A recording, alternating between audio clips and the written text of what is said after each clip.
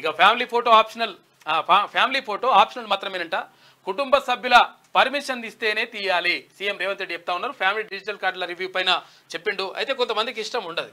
కొంతమందికి ఏముంటుంది అంటే వాళ్ళతో కలిసి ఫోటో దిగడం కూడా ఇష్టం ఉంటుంది. ఇటువంటి కూడా కథలు ఉంటాయి. కాబట్టి ఇష్టం ఉంటేనే దిగుర్రి, లేకపోతే బలవంతంగా అయితే దించకండి అని చెప్పేసి కూడా ముఖ్యమంత్రి చెప్పిండు. ఇక ఆగమాగం కూల్చుడేందుకు తహసీల్దార్ చెప్తే హైకోర్టును కూల్చేస్తారా? హైడ్రా కమిషన్ రంగనాథ్ పై హైకోర్టు ఆగ్రహం. జైలుకు వెళ్లే పరిస్థితి తెచ్చుకోవద్దని వార్నింగ్. అమీన్పూర్ నిర్మాణాల కూల్చివేతలపై సీరియస్. మీరు ఇట్లనే చేస్తే హైడ్రా జీవో 99 పై స్టే ఇవ్వాల్సి వస్తుంది. శని ఆదివారాల్లో కూల్చివేతలు వద్దంటే ఎందుకు చేపట్టారు?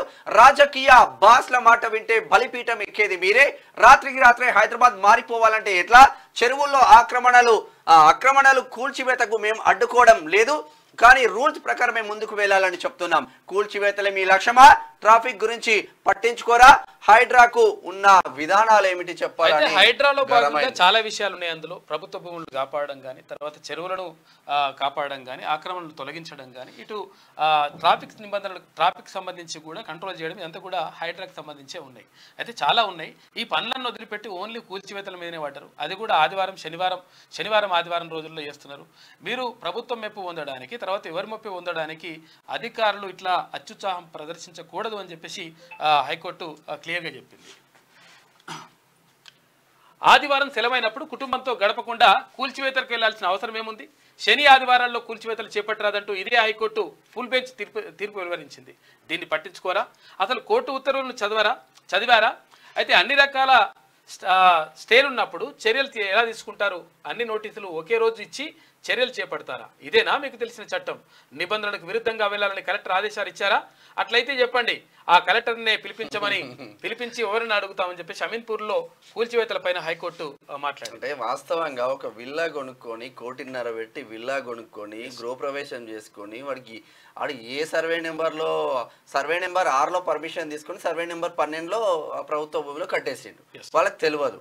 అసలు కూల్చాల్సింది ఏముంది? ఆ బిల్డర్ ఎవడైతే ఉంటాడో, ఆ భూమి కబ్జా పెట్టినోడు ఎవడైతే ఉంటాడో వాడిని కూల్చండి. పోయి వాడిని పట్టుకురావాలి. కూల్చి పైసలు తీసుకొని ప్రతి విల్లాకు డబ్బులు ఇచ్చిన తర్వాత విల్లాలు కూల్చండి. వాడిని పట్టుకురావడంతో పాటు ఏం చేయాలి? అసలు యాక్చువల్ గా ఇక్కడ ఎవరు సిటీ ప్లానర్ ఉంటాడు, ఎవరు టౌన్ ప్లానింగ్ ఆఫీసర్లు ఉంటారు. టౌన్ ప్లానింగ్ ఆఫీసర్ని పట్టుకురావాలి. ఎందుకంటే ఇక్కడ కడుతుంటే నువ్వేం చేసి మున్సిపల్ కమిషన్ తీసుకురావాలి. అటు కాకుండా ఏది ఒకవేళ FTL బఫర్ జోన్ లో కడుతుంటే ఇక్కడ ఎవరైతే ఇరిగేషన్ శాఖ అధికారులు ఎవరైతే ఉంటారో వాళ్ళని పట్టుకోవాలి. పట్టుకొచ్చేసి వాళ్ళు 4 రూపాయలు తీసుకొని పైసలు తీసుకొని మంచిగా వాళ్ళు జేబులో ఇరిగేషన్ శాఖ మంచిగానే ఉంటది, రెవెన్యూ శాఖ మంచిగానే ఉంటది, మున్సిపల్ శాఖ మంచిగానే ఉంటది. పేదోడు నాశనం కావాలన్నా అమ్మినోడు నష్టపోతుందని చెప్పేసి కోర్టు. హైడ్రాకు విధానం అంటూ ఏముందని, ఆగమాగం కూల్చివేతలు ఎందుకని హైడ్రా కమిషనర్ రంగనాథ్ను హైకోర్టు ప్రశ్నించింది. రాత్రికి రాత్రి అన్ని పోవాలనుకుంటే ఎట్లా అని హైదరాబాద్ను ఉన్న ఫలంగా మార్చాలనుకోవడం ఏమిటని నిలదీసింది. శని ఆదివారాల్లో సూర్యాస్తమయం తర్వాత కూల్చారాదన్న ఆర్డర్ను ఎందుకు పట్టించుకోలేదని ఆగ్రహం వ్యక్తం చేసింది. ఇట్లనే ముందుకెళ్తే హైడ్రా ఏర్పాటుకు ఇచ్చిన జీవో నెంబర్ 99 పై స్టే ఇవ్వాల్సి వస్తుందని హెచ్చరించింది.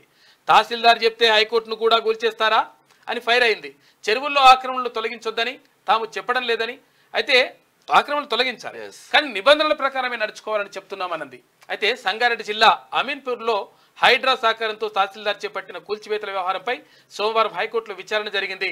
అమీన్పూర్ సర్వే నెంబర్ 164లోని ప్రభుత్వ భూమిలో ఆక్రమణలను 48 గంటల్లో తొలగించాలంటూ సెప్టెంబర్ 20న తహసీల్దార్ ఇచ్చిన నోటీసులను సవాల్ చేస్తూ డాక్టర్ మహమ్మద్ రఫీ తర్వాత అమీన్పూర్కి చెందినటువంటి గణేష్ కన్స్ట్రక్షన్ పిటిషనర్ దాఖలు చేశారు. అయితే దీంతో పాటు పటేల్ గూడ విల్లాల కూల్చివేతలపై ఇచ్చిన నోటీసులను సవాల్ చేస్తూ కె శ్రీనివాసరావు, కోటేశ్వరరావు ఇతరులు మరో పిటిషన్ దాఖలు చేశారు. వీటిపై వాస్తవంగా వీళ్ళు చేసింది మాత్రం డాక్టర్ మహమ్మద్ రఫీ ఎవరైతే ఉంటారో అమీన్పూర్ మండలం కిష్టారెడ్డిపేటలో చౌరస్తాలో ప్రభుత్వ భూమిని కబ్జా పెట్టి 5 అంతస్తుల బిల్డింగ్ కట్టిండు.